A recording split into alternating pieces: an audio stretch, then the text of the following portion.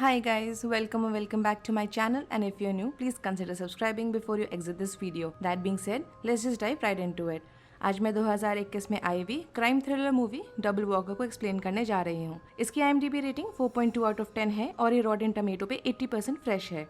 Christmas वाले दिन एक छोटी सी बच्ची मरी हुई मिलती है छोटे से मिड वेस्टर्न शहर में, और उसका फादर को सब लोग कंडोलेंसेस दे रहे होते हैं, मगर उसकी माँ किसी से बात भी करने में इंटरेस्टेड नहीं होती, और इतना तक कि वो क्रिसमस ट्री तक को धक्का देके गिरा देती है। एक दिन ब्रायन वुड्स में जाता है अपने डॉग के साथ खेलने के लिए, जिसका नाम पोनी होता है, मगर उसका डॉग अचानक से गायब हो जाता है। तो वो उसको इधर उधर ढूंढने लगता है और उसको वो एक लड़की के साथ दिखाई देता है जो खाली पैर होती है। उसको लगता है कि उस लड़की को ठंड लग रहा होगा, तो वो तुरंत अपना जैकेट निकाल के उसको दे देता है। उसके बाद ब्रायन पूरे शहर में ड्राइव करता है देखने के लिए कि वो लड़की एक्चुअली में कहाँ रहती है, और ये भी पूछता है कि कोई है जिसके लिए वो उसको कॉल कर सके। वो ये भी जानना चाहता है कि उसको हॉस्पिटल तो नहीं जाना है, मगर वो लड़की चुप ही रहती है और खिड़की के बाहर देखती रहती है। थोड़ी देर बाद ब्रायन उसको अपने घर लेके आता है और उसके लिए चाय बनाता है, जिसके बाद वो एक ब्लैंकेट देता है उसको, जिसको वो ओढ़ के अपने आप को गर्म रख सकती है। जब वो चाय पी रही होती है तो वो उसको देख रहा होता है, जिससे ऑब्वियस हो जाता है कि वो उसमें इंटरेस्टेड है, मगर वो ऐसा शो नहीं करता है और उस लड़की को इसके बारे में मालूम नहीं चले इस वजह से, और वो उसके लिए गर्म कपड़े लेने जाता है। तब तक वो घर के अराउंड देखती है और उसको एक म्यूजिक बॉक्स दिखता है, जिसको वो खोलती है, और ब्रायन जल्दी ही वापस आ जाता है और उसको देखता है। वो उसको बताता है कि वो म्यूजिक बॉक्स उसके ग्रैंडमदर का हुआ करता था, जिसके बाद वो उसको चेंज करने के लिए बोलता है कि वो उसकी मदद करेगा, मगर एक बार जब वो उसका शर्ट उतारता है तो वो बहक जाता है। उसके बाद वो लड़की ब्रायन का हाथ पकड़ के उसको बैठाती है और वो उसको देखने देती है जब वो उसके सामने म्यूजिक बॉक्स को चलाती है और डांस करती है। ब्रायन उससे एकदम मेस्मराइज्ड होता है और वो उस लड़की को देख रहा होता है कि वो एकदम से टीस्पून लेकर आती है और उसको उससे स्टैप कर देती है उसके गले में। उसके बाद एक बार जब ब्रायन मर जाता है तो वो उसके ब्लड को टेस्ट करती है और उसको किस करती है। उसके बाद वो लड़की वहाँ से जाती है उस लड़की के घर जिसकी अभी अभी हमको मौत दिखाई गई थी, और वो उस छोटी सी बच्ची की माँ के बगल में जाके बैठती है जो मूवी देख रही होती है टीवी पे, मगर वो औरत उसको बिल्कुल भी वहाँ नोटिस नहीं करती। थोड़ी देर बाद जब वो औरत सो जाती है तब वो लड़की उसको बताती है कि उसको एक बार सपना आया था कि वो उस घर में रहती है। वो आगे उसको बताती है कि उसने एक बार दरवाजा खोला था जब उसको किसी के नॉक करने की आवाज सुनाई दी थी, और उसको एक काले रंग की गाड़ी ड्राइव वे में चालू दिखाई दी थी, जिसके बाद एक बिना शक्ल वाला ड्राइवर गाड़ी से निकला था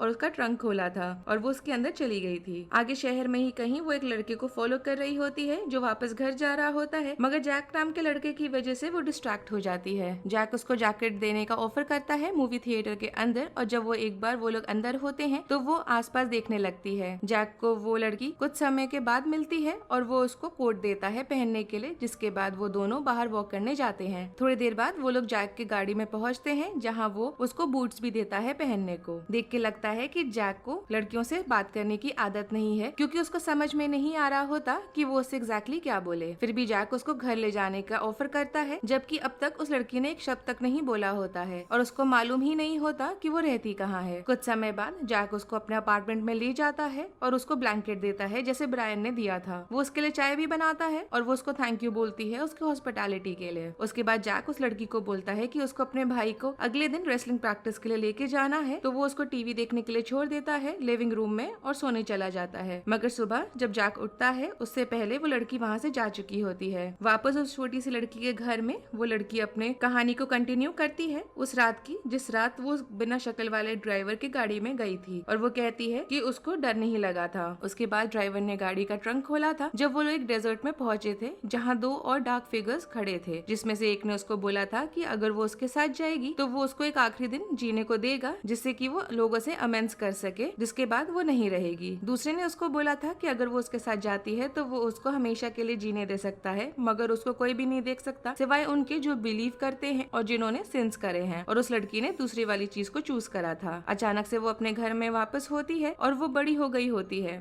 उसको खुद नहीं मालूम होता कि वो कितने एज की है, और उसने छोटी बच्ची के पेरेंट्स को उनको खुद को उस लॉस से डील करता हुआ भी देखा था। अब जब हमको मालूम चल जाता है कि वो लड़की असल में भूत वाली लड़की है उस छोटी बच्ची की जो मर गई थी, और उसने ब्रायन को भी वहाँ देखा था एक और शहर के आदमी के साथ। अब प्रेजेंट में वो भूत उस शहर वाले आदमी को अटैक कर देती है जब वो अपनी गाड़ी साफ करवा रहा होता होता है कार वॉश में। पुलिस को जल्दी उसकी बॉडी मिलती है और वो भूत दूर से देख रही होती है, जिससे क्लियर हो जाता है कि वो उन सब लोगों को हॉन्ट कर रही है जिसकी वजह से उसकी मौत हुई है। उस रात वो एक छोटे बच्चे के घर जाती है जिसको खेलते समय वो दिखाई देती है, जिसके बाद वो उसके पास जाती है और वो बच्चा उसको पूछता है कि क्या वो उसके साथ खेलना चाहती है। तो वो दोनों साथ में खेलने लगते हैं और सरप्राइजिंगली उस लड़की को मजा आ रहा होता है। कुछ समय के बाद उस बच्चे के फादर उसको बुलाते हैं डिनर के लिए और वो बच्चा भूत को बोलता है कि वो भी उसके साथ आए। मगर जब वो लोग टेबल पे होते हैं तो वो ना चाहते हुए भी सैड फील करती है और खुद की फैमिली के बारे में सोचती रहती है। वो बच्चे की माँ अपने हस्बैंड को कार वॉश वाले आदमी के बारे में बता रही होती है कि उसकी बॉडी पे उसी मरी हुई छोटी बच्ची का डीएनए मिला। वो सोचती है कि ऐसा कैसे हो सकता है, मगर उसका हस्बैंड बोलता है कि वो इस चीज का सवाल का जवाब नहीं दे सकता। दूसरी तरफ उस भूत को याद आता है कि उसके फादर ने एक 18 साल की लड़की को उनके घर में लाया था, जिसके बाद उसको वहाँ पे वो शहर वाला आदमी और ब्रायन भी उसके पीछे आए थे। उसके बाद वो वहाँ से वापस उस मूवी थिएटर में आती है जैक को देखने के लिए, जो सोच रहा होता है कि वो कहाँ चली गई थी और वो ठीक होगी कि नहीं। वो भूत जैक को पूछती है कि अगर उसको चूज करने को बोला जाए कि वो हमेशा के लिए जी सकता है भूत की तरह या एक दिन के लिए ह्यूमन की तरह, तो वो क्या चूज करेगा। जिसपे जैक उसको दूसरा वाला ऑप्शन चूज करने को बोलता है। क्यूरियस होके वो उससे पूछती है कि ऐसा क्यों है, और जैक बोलता है कि वो मूवी थिएटर को नहीं मैनेज कर पाएगा अगर वो इंसान नहीं रहा तो। वो ये भी बोलता है कि वो अपने फादर को नहीं देख पाएगा या फिर वो उससे भी बात नहीं कर पाएगा। वो आगे ये भी ऐड करता है कि कुछ कुछ छोटी छोटी चीजें होती हैं ह्यूमैनिटी के बारे में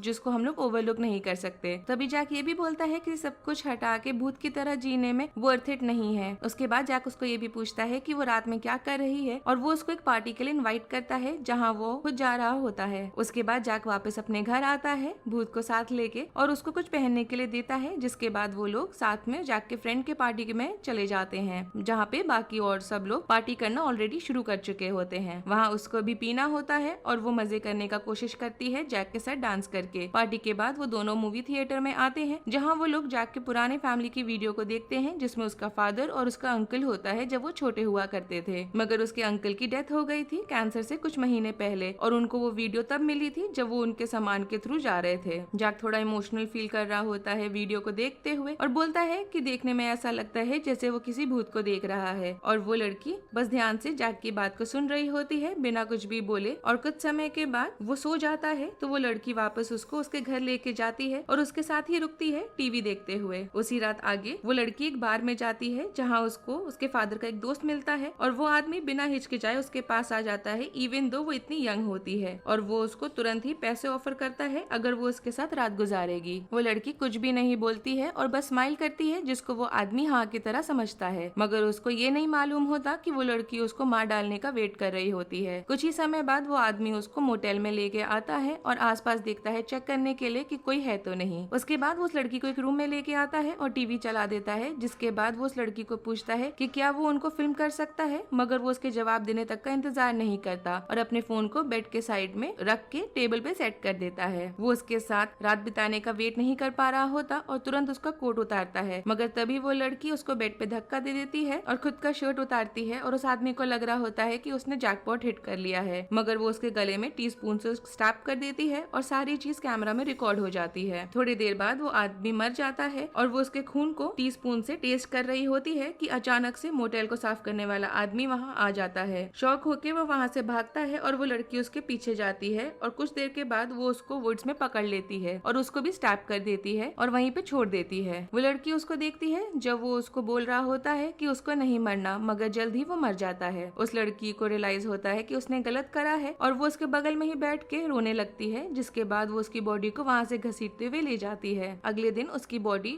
उस छोटे लड़के की माँ को मिलती है जो डिटेक्टिव शैरन होती है। वो लड़की वापस जैक के घर जाती है और बाहर उसके इंतजार कर रही होती है उठने का। जैक को लगता है कि वो पिछले रात सो पाई कि नहीं और वो उसको बोलती है हाँ। उसके बाद जैक उसको अपने एक ड्रीम के बारे में बताने लगता है और एक बार जब वो अपनी कहानी को पूरा खत्म करता है तो वो उसको उसके भाई के रेसलिंग मैच को देखने के लिए इनवाइट करता है स्कूल में। एक बार जब वो लोग वहाँ होते हैं तो जैक उसको अपने फादर की फोटो दिखा के बोलता है कि वो उसको इशारा कर दे जब वो उसको दिखाई देंगे, और फोन उसके पास ही छोड़ के चला जाता है नीचे। वो उसको ब्लीचर्स पे छोड़ के वहाँ तो चला जाता है और उसका फोन भी उसके पास ही होता है, और जब वो लड़की उसके फादर के फोटो को देखती है तो उसको रियलाइज होता है कि वो वही आदमी है जो मोटेल का क्लीनर था जिसको उसने गलती से मार दिया था। वो जैक को बस दूर से देख ही रही होती है और सोचती है कि उसने क्या कर दिया है, और कुछ ही समय बाद फेयरव्यू पुलिस वालों का फोन आता है, मगर जैक के फोन फोन देने की जगह वो फोन उठाती है और डिटेक्टिव शारन की बात को सुनती है, मगर उसमें कुछ भी बोलने की हिम्मत नहीं होती है और वो फोन काट देती है। वो बहुत कोशिश करती है नहीं रोने का, और जब जैक वापस ब्लीचर्स की तरफ देखता है तो वहाँ से वो ऑलरेडी जा चुकी होती है। अब फाइनली मालूम चलता है फ्लैशबैक के थ्रू कि वो लड़की उनके घर में मर गई थी। उसकी माँ ने उसका खून का निशान को साफ करा था फ्लोर पर से, और उसके फादर उन तीनों आदमियों से क्लोज होते थे जिसको उसने मार डाला था। और उसके फादर ने उसको प्रॉमिस भी करवाया था कि वो अपनी माँ को उसके बारे में कुछ भी नहीं बताएगी कि उसके फ्रेंड्स उसके घर में छुप के आते हैं। प्रेजेंट में वो वापस उनके घर आती है और अपनी माँ को ढूंढती है, मगर वो घर ऑलरेडी खाली था। उसके बाद वो पूरे घर में देखती है श्योर करने के लिए कि उसकी माँ सही में वहाँ नहीं है, जिसके बाद वो वहीं पे देखती है जहाँ वो मरी थी। वो बस सोचती है कि कैसे उसके लव्ड वंस मूव ऑन हो जाते हैं अपने अपने लाइफ्स के साथ, जबकि वो अकेले और इनविजिबल ही रह जाती है। उसके मरने से पहले वाली सुबह को वो अपने पेरेंट्स को आर्ग्यू करते हुए देखती है और उसके फादर ने गलती से उसकी माँ को बेहोश कर दिया था।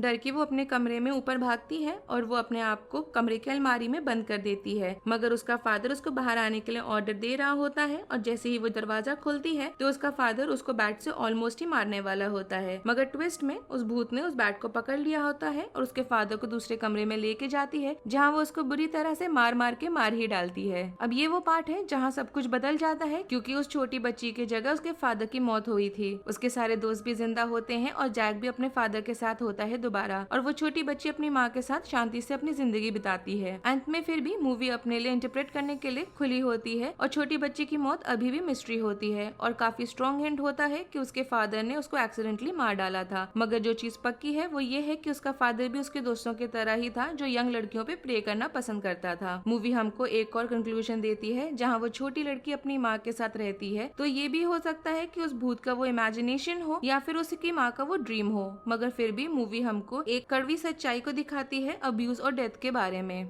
अगर आपको इस मूवी की एक्सप्लेनेशन पसंद आई हो, then do like the video, subscribe to my channel. Thanks for watching, bye.